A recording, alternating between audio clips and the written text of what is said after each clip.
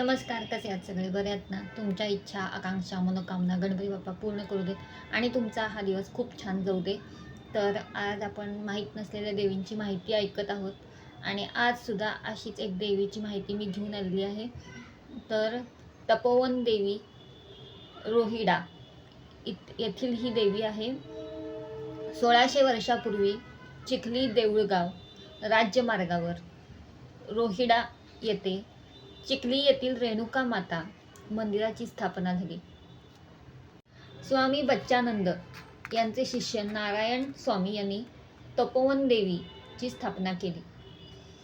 त्या काळी परिसरातील दुर्गम असलेल्या तपोभूमीमुळे या देवीला तपोवन देवी असे नाव पडले.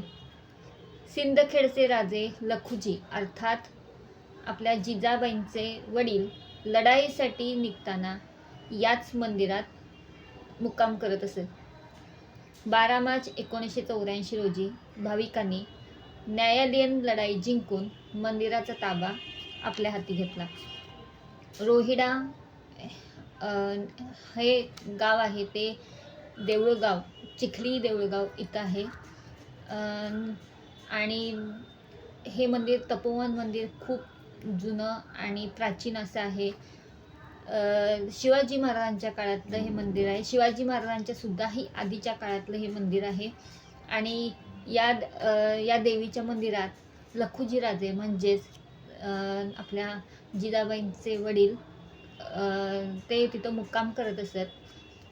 तर तेथून काळापासूनचं ते मंदिर आज तागायत आहे. रोहिडा येथे हे प्रसिद्ध रोहिडा येथे हे मंदिर आहे, पण कुणालाही अजून माहीत नाही आहे की रोहिडा येथे हे मंदिर आहे. तपोवन मंदिर रेणुका मातेचंच मंदिर आहे. रेणुका मातेची वेगवेगळी रूपं आपण बघतो. मायक्का, यल्लम्मा ही रेणुका मातेची रूप आहेत. तसंच तपोवन देवी सुद्धा ही रेणुका मातेचंच रूप आहे. आणि स्वामी बच्चानंद यांचे शिष्य नारायण स्वामी यांनी या तपोवन देवीची स्थापना रोहिडा येथे केली होती. तर आपण खूप सुंदर ठिकाण आहे हे देवीचं. जर तुम्हाला खरंच देवीची आणि आवड असेल तर तुम्ही नक्की या देवीला तुम्ही जाऊ शकता. चिखली हे गाव आपण चिखली देऊळगाव हे आपण गाव बघतोय. तर त्या काळी परिसर तिथला दुर्गम होता. म्हणजे त्या परिसरात म्हणजे दुर्गम असं म्हणजे जंगल, माळरान असं त्यावेळेस होतं. त्यावेळी एवढी लोकसंख्या नव्हती, त्यामुळं तो भाग दुर्गम होता. कोणाला काहीही माहीत नव्हतं. तर अशा परिसरात या तपोवन देवीचं मंदिर बांधण्यात आलं. आणि सिंदखेडचे राजे लखुजी यांच्यापासून या मंदिरात ते मुक्काम करत असल्यामुळं हे मंदिर सगळ्यांना थोड्यात फार लोकांना माहीत झालं. पण मला वाटतं की हे मंदिरसुद्धा सगळ्यांना माहीत व्हावं आणि त्या देवीचा आशीर्वाद सगळ्यांना मिळावा म्हणून मी ही माहिती तुमच्यासाठी देत आहे.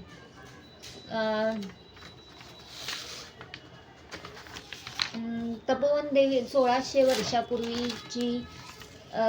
वर्षापूर्वी चिखली देऊळगाव या मार्गावरती रेणुका मातेचं मंदिर बांधण्यात आलं. तर हे तुम्हाला माहीतच आहे. आणि रेणुका माता म्हणजेच आपली यल्लम्मा, मायक्का, चिंचणीची मायक्का तुम्हाला माहीत असेल, सौंदतीची यल्लम्मा, तसंच ही तपोवन देवी. आणि खूप छान तिचं रूप आहे.